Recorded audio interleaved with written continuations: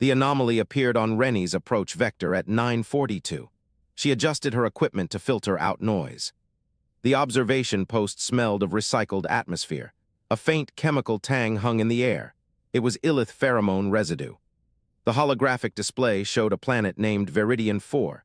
Green and brown continents sprawled beneath a haze of industrial smog. The Yllith colony occupied the southern hemisphere. The Stonecall were a crystalline species. Their territorial line had advanced another 2 kilometers in the night. Standard galactic calculus applied to the situation. The attrition rate favored the Stonecall by a margin of nearly 4-1. This mathematical model predicted the course of low-level conflicts. Renni had seen this pattern on 40 worlds. She knew how it ended. A human courier craft appeared on her sensors. It was small. It was unarmed. Its hull plating was civilian grade. Its drive signature was commercial pattern. It carried no weapons mounts and no tactical countermeasures. Renni flagged the vessel for priority observation. Human ships did not visit Veridian 4. The system had no trade agreements and no diplomatic presence. The craft landed on the Yllith primary landing pad at 11:15. A single human emerged. Renni zoomed her sensors. The human was female, medium stature, dark hair pulled back. She carried no visible equipment. Only a small case slung over one shoulder. Her clothing was unarmored, loose fabric in muted gray. Her name was Loren Castell. Her file listed her as a cultural liaison. Renni read the file 3 times. She checked for hidden classifications. There were none. The posting made no tactical sense. The Yllith communicated through pheromone shifts. Those shifts translated to binary tactical data. They had no art, no philosophy, no social structures beyond the hive imperative. They were a species of pure functional response. There was nothing to liaise with. Loren did not request a briefing. She did not inspect the front lines. She did not speak to the Yllith command cast. She walked into the nursery complex. Renni watched through the remote sensors. They were embedded in the ceiling tiles. The nursery was a low-ceilinged structure of reinforced composite. Thermal sacks lined the walls in neat rows. Each sack contained a developing Yllith larva. The air was warm and humid. The pheromone density was high. Loren Castell sat down in the center of the room. She crossed her legs. She placed her case beside her. Then she closed her eyes. For 3 days, she did not leave. Renni checked the metabolic readings every hour. The human's heart rate was steady at 62 beats per minute. Her respiration was slow and regular. She was not transmitting. She was not recording. She did nothing productive. Renni could not classify those actions as productive behavior. The Yllith workers began to cluster near her chamber on the 2nd day. At first, they approached in small groups. Their antennae twitched. Their pheromone output shifted from the defensive register to a new pattern. Renni's translator could not resolve this pattern cleanly. The closest approximation was curiosity. By the 3rd day, the workers had formed a loose semicircle around the human. They did not touch her. They did not attempt to communicate. They simply stood in her presence and breathed. Renni filed a report. She noted human behavior was non-standard. She included the metabolic data and the observed Yllith response. She submitted it through standard channels. The report was ignored. The first Stonecall artillery strike hit the nursery on day 4 at 6:23 local time. Renni saw the impact signature on her tactical display. A kinetic projectile, high velocity, direct trajectory. The building should have collapsed. It did not. The bioadaptive armor lining the walls reacted before the projectile made contact. The material detected the shock wave. The wave propagated through the ground. It thickened at the predicted impact point. It redirected structural stress through its lattice. It sealed the breach within 0.4 seconds of the explosion. The strike did not touch the young. Renni pulled up the installation records. The armor had been installed 14 months ago. The contractors were listed as human. The material was standard commercial grade. There was nothing unusual about the specification. But the response time was 600% faster than the manufacturer's stated maximum. Loren Castell walked out of the nursery at 6:31. Dust covered her clothing and her hair. She did not look afraid. Her expression was flat. Her jaw was tight. She looked annoyed. She raised her wrist. She calmed Renni's channel directly. Her voice was calm. There was no tremor in it. Observer Prime, I need access to your decoy network. Authorization code Castell Loren Epsilon 7. Renni processed the request. The decoy network was a tactical asset. It generated false sensor signatures to misdirect targeting systems. It was not a cultural liaison's tool. But the protocol demanded compliance. Human liaison officers had Tier 2 override authority on observation worlds. Renni had signed the agreement herself. She granted access. "Access confirmed," she said. "Network is active. You have control of 5 emitters." Loren did not acknowledge the confirmation. She was already inputting coordinates on her wrist display. Renni watched the network activate. 5 phantom energy signatures bloomed across the Yllith perimeter. Each signature matched the thermal and electromagnetic profile of an artillery battery. They were convincing. They were perfectly positioned. The Stonecall guns retargeted within 2.3 seconds. They fired. For 3 hours, the Stonecall hammered the decoy positions. They used 37 rounds of high-velocity ammunition. They hit nothing. Loren Castell stood in the shade of the landing pad. She watched the distant explosions. Her arms were crossed. Her breathing was steady. Renni accessed the decoy targeting logs. The phantom signatures had been placed precisely at the Stonecall's maximum effective range. Each decoy was positioned to force a targeting recalculation. The guns traversed 14 degrees off their original arc. The geometry was exact. A cultural liaison should not know artillery mathematics. Renni wrote her second report. She used the word unaccountable. She sent it to the Paradox Council with a priority flag. The report would be read by an analyst in the Temporal Stability Division. This department was tasked with identifying and neutralizing timeline deviations.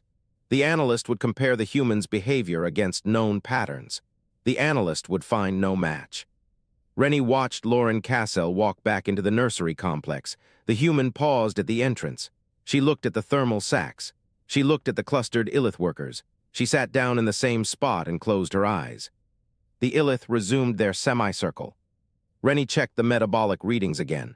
Heart rate 61 beats per minute, respiration slow and regular.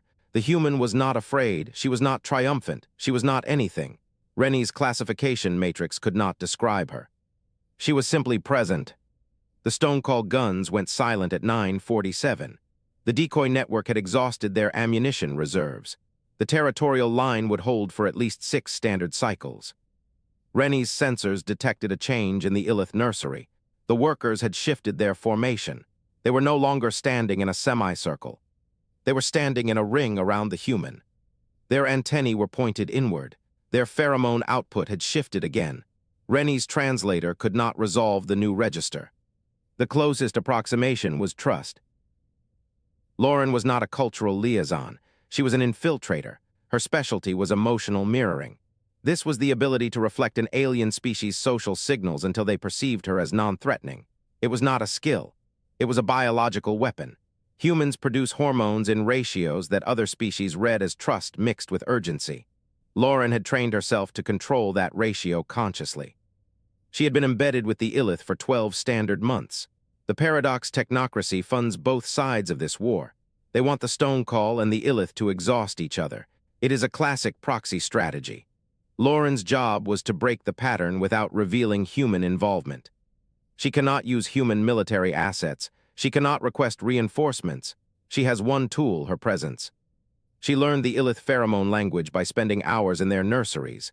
The young are more chemically honest than the adults. They do not filter. She patterned their emotional grammar through repetition. It took her 3 months to achieve basic fluency, 6 months to parse subtext, 9 months to lie in it. The Stonecall are harder. They communicate through crystalline resonance vibrations. They do not have emotions. They have structural integrity thresholds. If a Stonecall experiences stress, its lattice develops microfractures. Loren learned to read those fractures through a seismic translator. She learned to inflict them through sound. She speaks into a resonance disruptor. The device is a small, handheld cylinder that converts her voice into low-frequency vibrations.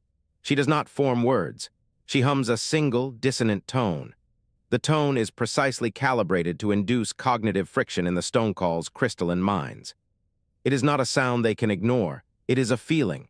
It is the texture of an unsolvable problem resonating through their bodies, a question with no answer. Their logic-based consciousness cannot process it. The dissonance creates a feedback loop. Certainty erodes. Their formations hesitate. They stop. Loren holds the tone for 7 seconds. Then she lets the silence return. On the horizon, she sees the result. The Stonecall formations break. They pull back a full kilometer. They do not flee in panic. They retreat in a state of deep operational confusion. They will spend hours trying to analyze a threat that was never physically present.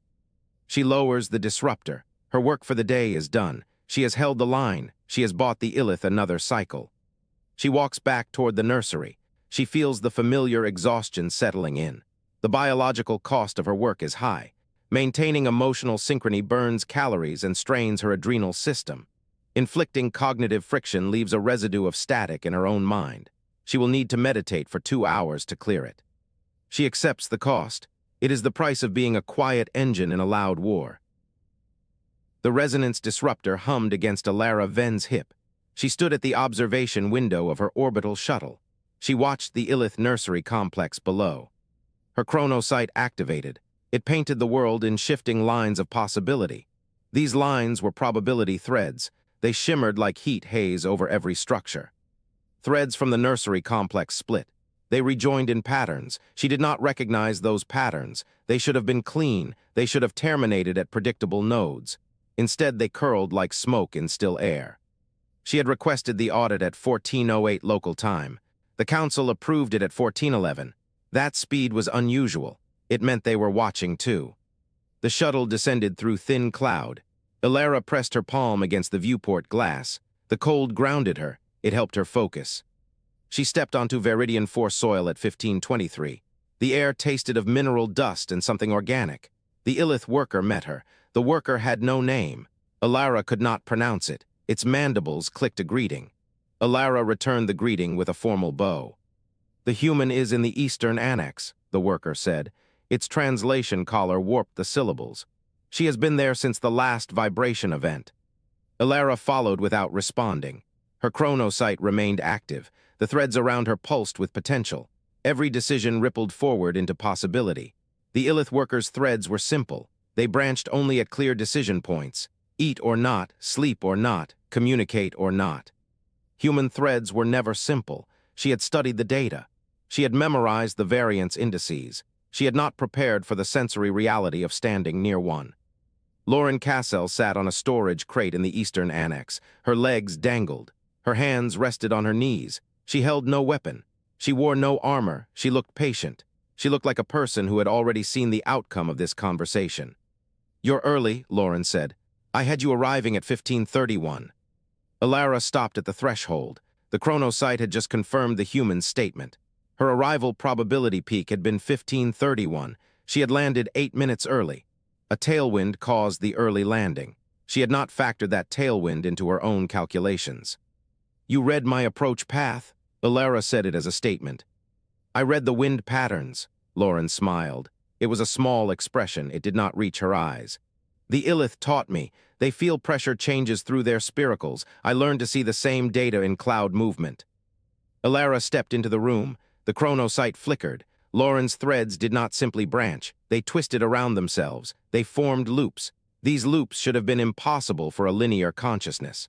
One thread curled back. It intersected with itself at a point that had not yet occurred. "Your timeline is damaged," Alara said. Loren tilted her head. "That's a strange way to describe it." "I am a temporal analyst. I describe what I see. Your future branches are tangled. They loop. They split without merging. This is incorrect. Maybe your sensors need recalibration." "My sensors are perfect." "Then maybe I'm not doing what you think." Alara felt the cognitive field tighten. This field was her species' awareness of mental proximity and intention. It compressed when she sensed a mental threat. Her species did not experience fear. They experienced a narrowing of available thought space. It was the mind preparing for a disruption of expected order. She was experiencing that narrowing now. She forced her voice to remain flat. "You are creating paradox." Loren stood. Her boots made no sound on the composite floor. She walked toward Alara with measured steps. Each footfall was deliberate. Each motion was controlled. "No," Loren said. "I'm resolving it. The difference is intent." She stopped 2 strides from Alara. The chronosight showed her threads now as a dense knot. It was not random. It was structured. It had been constructed with purpose. "You do not have the training to manipulate temporal structures," Alara said. "Humans do not possess that capability." We don't manipulate time. Loren's voice dropped. It became quieter, it became harder. We manipulate probability, we make choices. Those choices align outcomes we want. Every species does this, we just do it better. That is not possible. Probability is a field. It follows rules. It follows observation. Loren raised her hand. She held it palm up between them. Every observer collapses a waveform. Every choice prunes a branch. You see the branches as separate. I see them as negotiable. Alara activated a deeper layer of her chronosight. It was a mode she rarely used. It required concentration. It burned cognitive resources, but she needed to see the truth. Loren's threads did not just loop. They wove through other threads. They passed through Yllith probability lines. They passed through Stonecall probability lines. They connected things that should not connect. The human was not creating paradox. She was anchoring other timelines to her own. "You are stabilizing them?" Alara whispered. "I'm giving them options they didn't have." Loren lowered her hand. "The Stonecall can't see a path to resolution. They only see attack or retreat. I show them a third door. That is manipulation of consciousness, not time. Consciousness is time. Every thought is a decision. Every decision is a branch. Every branch is a future. I just help people find a future where everyone survives." Alara's cognitive field tightened further.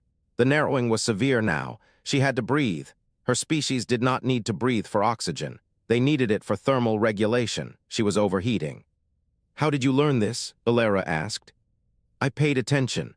Loren turned away. She walked back to the storage crate. She sat down again. "I watched, I listened, I practiced. For 11 months I've been sitting on the edge of a war. I asked questions. The Yllith answered. The Stonecall answered. The answers formed a pattern. And that pattern taught you to weave timelines. That pattern taught me to see connections. Those connections already exist. I just pull on the loose threads."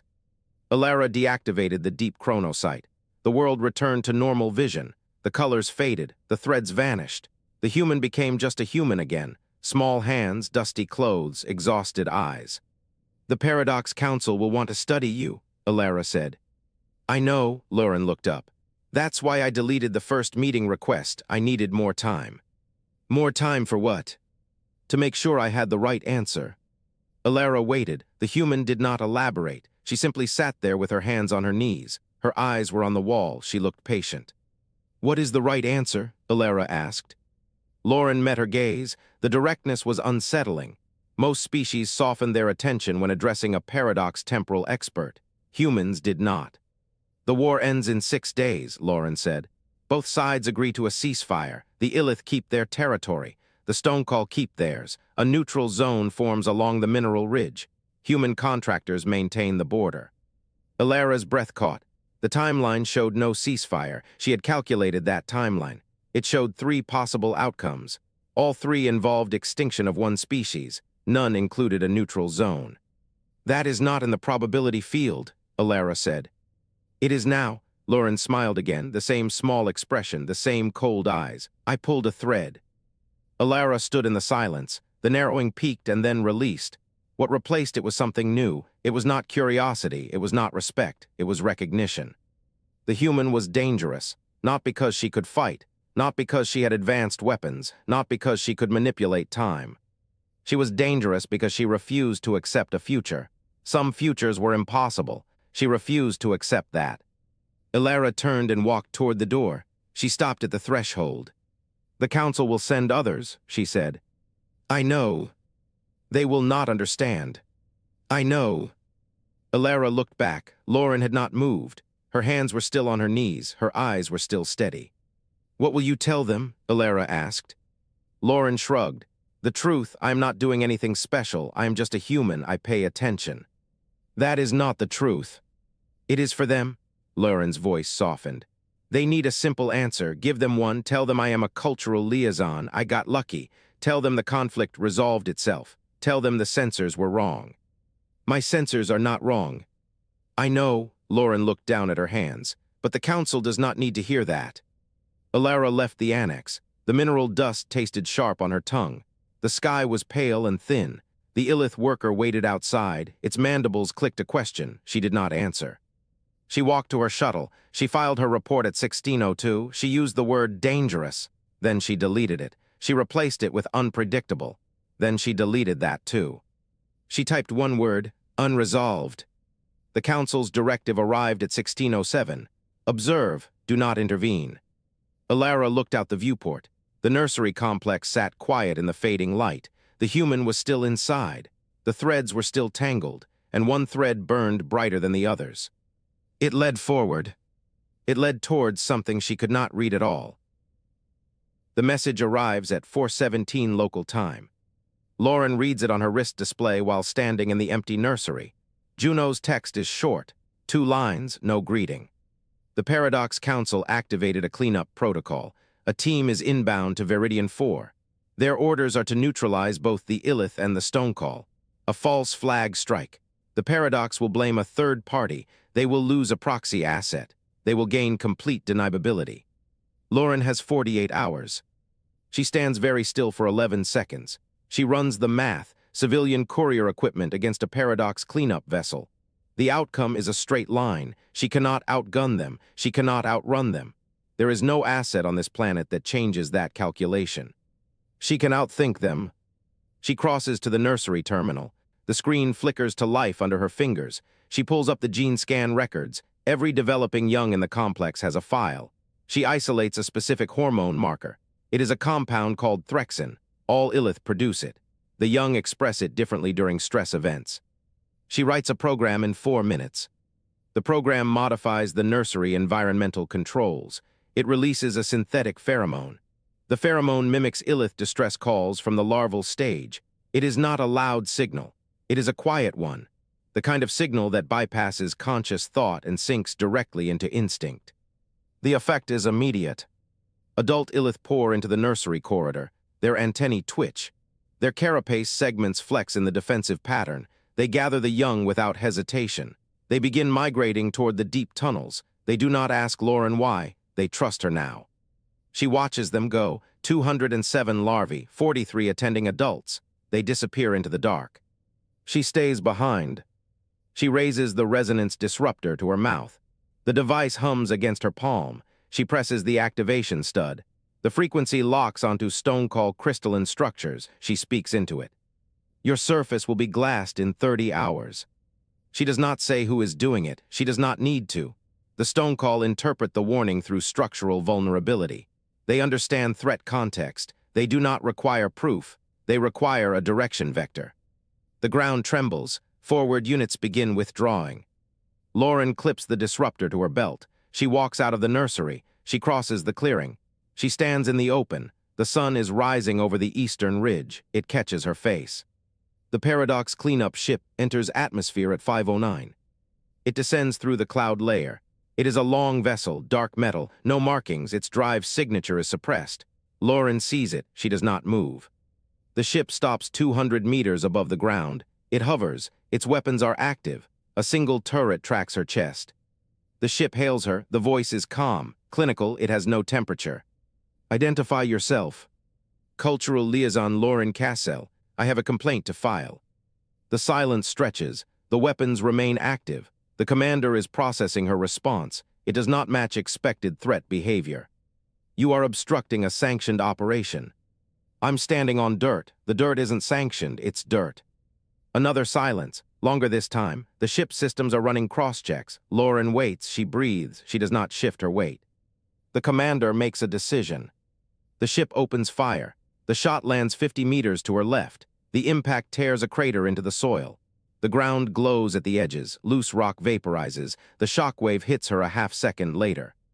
She does not flinch. She blinks once. She does not run. Missed, she says. The commander speaks again. The voice wavers slightly. It is not emotion. It is processing uncertainty. Your emotional state is non-standard. You're right, Loren says. I'm furious. I'm just not showing it. She reaches into her pocket. Her fingers close around a small cylinder. No moving parts. She built it from stock Yllith components. It took her 6 hours. She presses a single button. The Paradox ship's internal systems detect a frequency shift. It is the same frequency Loren used on the Stonecall. It is not a weapon. It is a psychological disruptor. It causes doubt. A specific kind of doubt. The kind that questions certainty. Paradox physiology has no equivalent of doubt. Their decision-making is purely computational. They process inputs. They produce outputs. There is no middle space. The frequency does not confuse them. It cannot. Confusion is an emotional state. They do not have emotions. The frequency causes an error cascade. Their logic loops interpret the doubt signal as a system fault. They begin cross-referencing. They find no fault in the hardware. They find no fault in the software. The fault must be in themselves. They begin internal diagnostics. The diagnostics consume processing power. They consume bandwidth. They consume attention. The ship drifts. It moves 10 meters to the left, then 15. Its weapons go passive. Its hailing channel goes silent. Loren turns her back on the ship. She walks away. She does not look back. She crosses the clearing. She enters the nursery annex. The doors seal behind her. The ship hangs in the air. It is still running diagnostics. It will take them time. They will find nothing wrong. They will eventually conclude the environment is hostile to their processing architecture. They will withdraw. They will file a report. They will never understand what happened. Loren sits down in the empty nursery. She places the amplifier on the floor beside her. She closes her eyes. She has 43 hours remaining. The cleanup ship's distress signal cut through Alara's console at 6:23. She scanned the incoming data packet.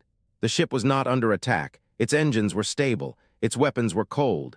Its crew was running endless self-diagnostics. They could not stop. They did not know why. Alara opened the sensor logs from the surface. She saw Loren Castell standing in a clearing near the nursery. She saw the human press a button on a small device. She saw nothing after that. No energy weapon, no projectile, no visible attack. She closed the log and activated a direct link to the Paradox Temporal Council. She used her highest priority code. The channel opened in less than a second. "The human is not a liaison," Alara said. "She is a weapon system." The council responded with a single query: "Define." Alara paused. She could not define it. She could not classify what Loren Castell was. The human did not fit any established threat category. She did not use force. She used presence. She changed outcomes by changing the emotional environment. The paradox had no counter for that. Alara understood why in the same moment. The paradox did not possess the thing she weaponized. They had engineered it out of their own evolution generations ago. It had been inefficient. It had been unreliable. It had been a variable they could not control. The human weaponized irrational loyalty. Alara reviewed the evidence.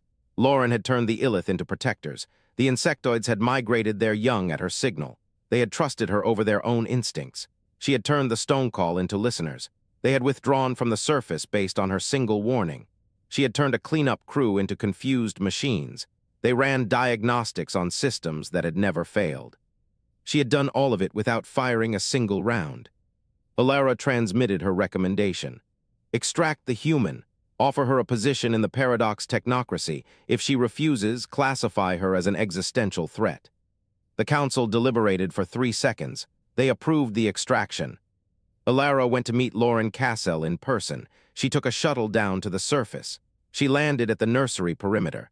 The building stood silent in the afternoon light. She walked through the empty corridors. She found Loren in the main chamber. The room was empty now. The young were gone. The adults were gone. Loren was sitting on the floor with her hands in her lap. Her eyes were closed. Alara stopped 2 meters away. "You broke our operation." Loren opened her eyes. "I protected a species you were using as a consumable. That is not your decision." "It was the only decision." Alara watched her for a long moment. The human showed no tension, no aggression, no fear. She sat like someone waiting for a storm to pass. "The council wants to recruit you," Alara said. Loren looked up. Her eyes were tired. Her voice was quiet. "I know, tell them I'll think about it." "That is not a refusal. It's not an acceptance either." Alara did not understand the strategy. A human who refused a paradox offer was either suicidal or had a leverage point she had not revealed. She scanned Loren again with chronosight. The tangled threads were gone. There was only one thread now. It was perfectly straight. It led somewhere Alara could not follow. She suppressed her confusion. "You have 24 hours to decide. After that, the council will act." Loren nodded. "I understand." Alara turned and walked out of the nursery. She did not look back. She reached her shuttle and sealed the hatch. She ordered the pilot to return to orbit. As the shuttle lifted, she activated the sensor feed again. Loren Castell had not moved. She was still sitting on the floor with her hands in her lap. Her mouth was moving. Alara enhanced the audio. The human was humming. It was a simple melody, repetitive, gentle. The same pattern over and over. Alara had no frame of reference for it. She logged it as an emotional regulation behavior and closed the feed. She opened a channel to the cleanup ship. The crew was still running diagnostics. The captain responded with strained precision. "We cannot explain the error cascade. Our systems are reviewing every code path. There is no fault. There is no intrusion. We cannot stop." Alara cut the channel. She sat in the dark of the shuttle cabin and considered the problem. The human had stopped a ship with a button press. No energy signature, no data payload, no transmission of any kind, just a signal that triggered an existing behavior loop. The cleanup crew was not damaged. They were operating correctly. They were following their own protocols for anomaly detection. The anomaly was that there was no anomaly.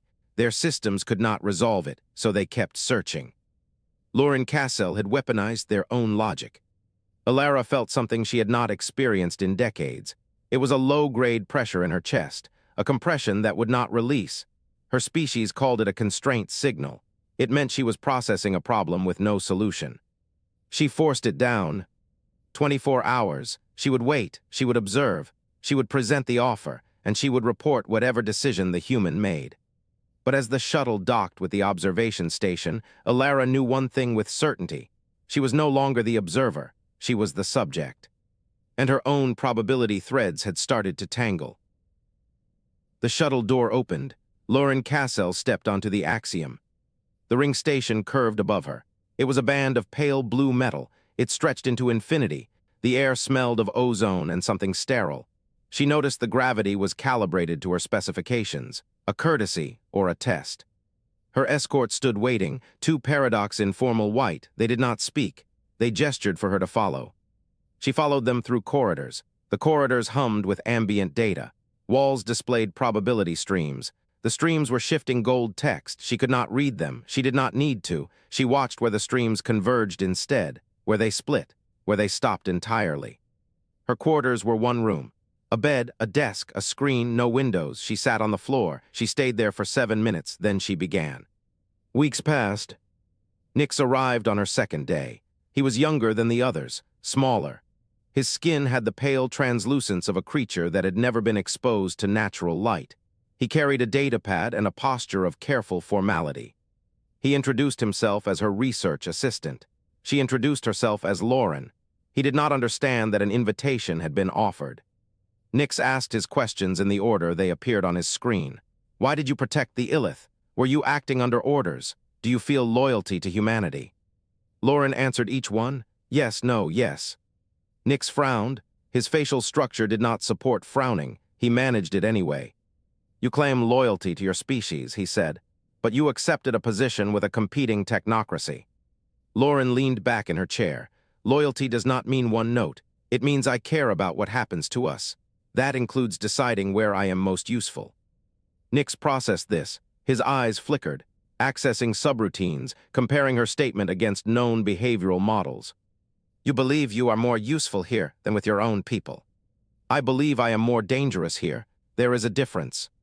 Nyx did not pursue the thread. His screen moved to the next question. He was not designed to understand threat as a positional variable. She attended meetings, 63 of them in the first 3 weeks. She sat in rooms that smelled of cool metal. She listened to debates about resource allocation. She watched Paradox argue about probability optimization.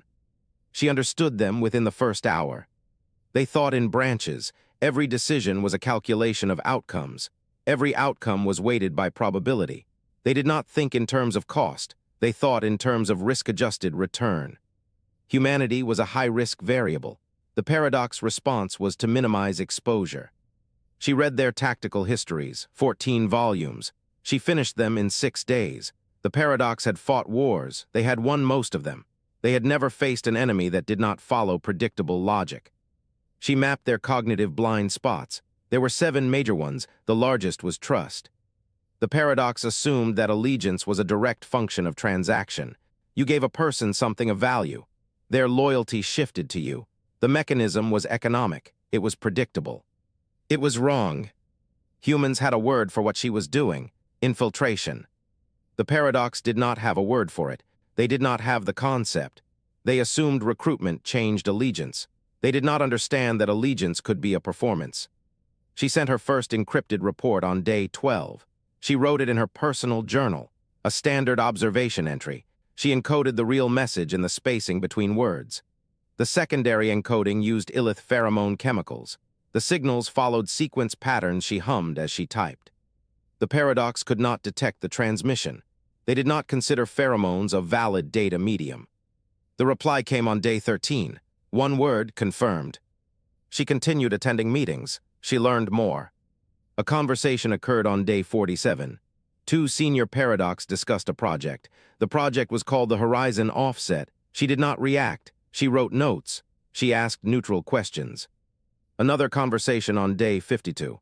A logistics officer complained about resource allocation.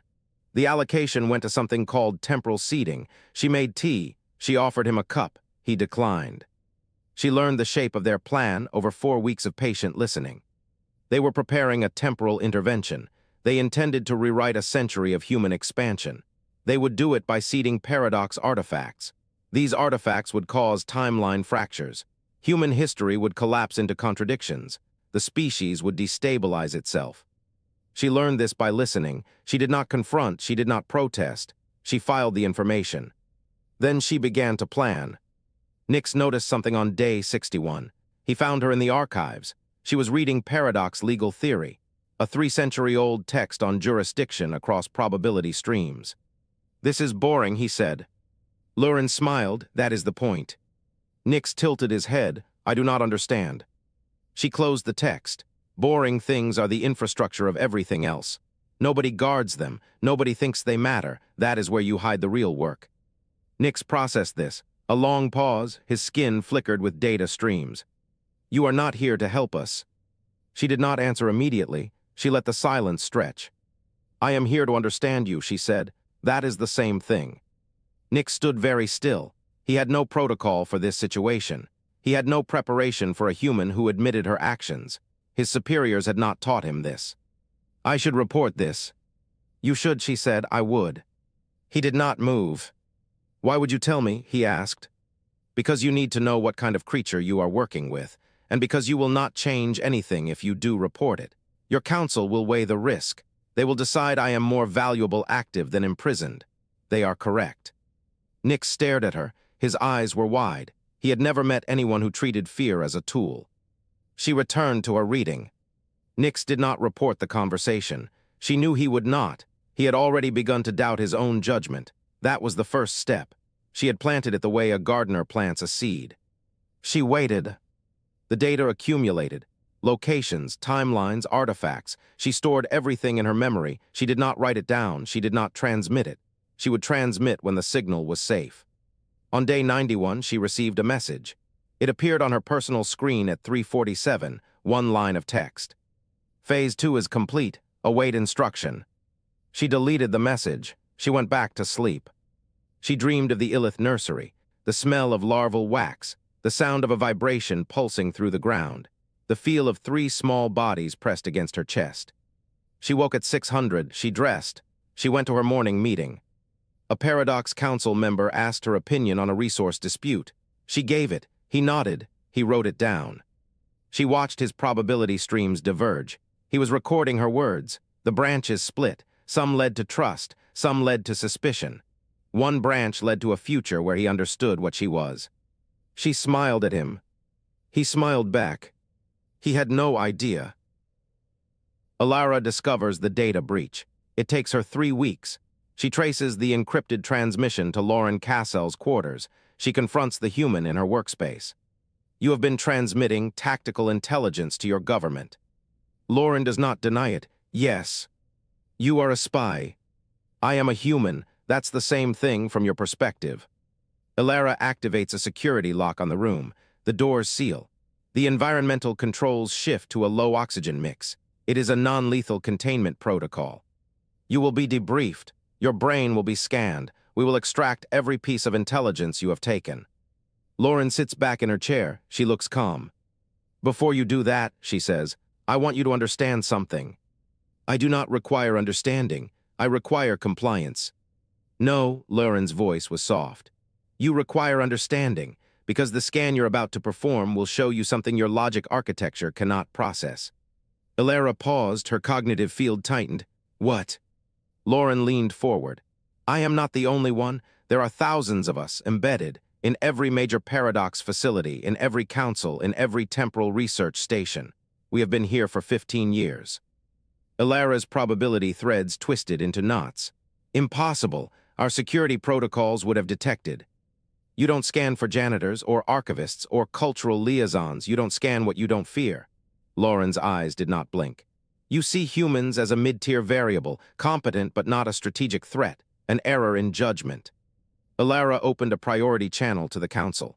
She transmitted Loren's statement, full audio and biometric verification. The council did not respond immediately. Then the data began to cascade.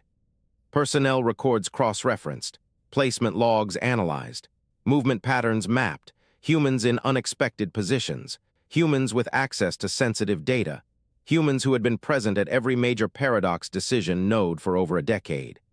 A human in the Temporal Research Archive, present for 9 years. A human in the Council Communications Relay, present for 11. A human on the Horizon Offset Project team, present since its inception. The Council went silent.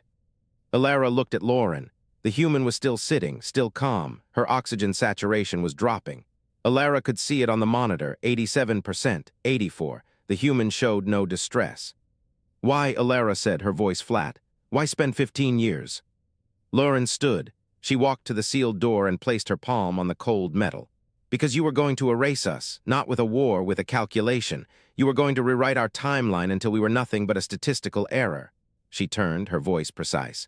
We discovered the Horizon Offset Project, so we did the only thing we could. She gestured to the silent room to the station beyond. We became invisible. We learned your systems, your blind spots. We did not fight you. We surrounded you. And now, when you try to execute the command to delete our past, you will find a human hand resting on every critical node. Illyra's threat compression became a physical pressure. She understood. The human weapon was not emotion. It was not violence. It was patience. Inhuman patience. The patience to play a role for a decade and a half. The patience to sit in a sealed room, low on oxygen, and wait. The monitor read 78%. The human did not cough, did not gasp. What happens now? Illyra asked. Loren reached into her pocket. She pulled out a small, flat rectangle of dark composite. A single button glowed on its surface. Now we negotiate. The device was a signal trigger, a pulse that would reach every human agent, a quiet command to enact 1,000 small sabotages. Illyra looked at the device. She looked at the monitor. She looked at the human. There was no bluff. A species capable of a 15-year infiltration did not need to bluff. And if I do not let you? Illyra said, the words a formality. Then I press it anyway. Loren's smile was a thin, sharp line. The oxygen doesn't matter. I have already won. You just do not know it yet. Illyra stood in the silence. The council was silent. The station was silent. She looked at the probability threads around Loren. They had resolved into a single, straight line. A future she could not see, but one the human had built with methodical, terrifying patience. She deactivated the security lock. The hiss of normalizing atmosphere filled the room. The doors unlocked with a soft click. Loren sat down on the edge of the bed. She placed the trigger on the desk beside her. She crossed her legs. Now, she said, her voice the quietest thing in the universe, let us talk.